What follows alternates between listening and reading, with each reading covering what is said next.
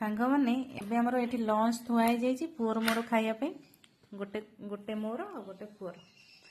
ଆଉ ଆମର ଆଜି ଲଞ୍ଚରେ ହେଇଛି ଉଷୁନା ପଖାଳ, ଏଇଟା ଗରମ ଭାତକୁ ପଖଳା ହେଇଛି, ଆଉ ଅଣ୍ଡା କଷା ହେଇଛି, ଏଠି ମାଛ ତରକାରୀ। ଯିଏ ଗରମ ଭାତ ଖାଇବ ସେ ମାଛ ତରକାରୀ ଖାଇବ, ଆଉ ଆମକୁ ତ ପଖାଳ ପସନ୍ଦ, ଆଉ ଅଣ୍ଡା କଷାରେ ପଖାଳ ଖାଇବାଟା ପୁରା ମସ୍ତ।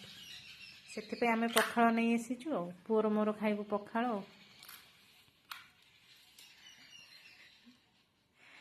ପଖାଳ ସାଙ୍ଗରେ ଅଣ୍ଡା କଷା କେମିତି ଲାଗିବ? ବହୁତ ବଢିଆ।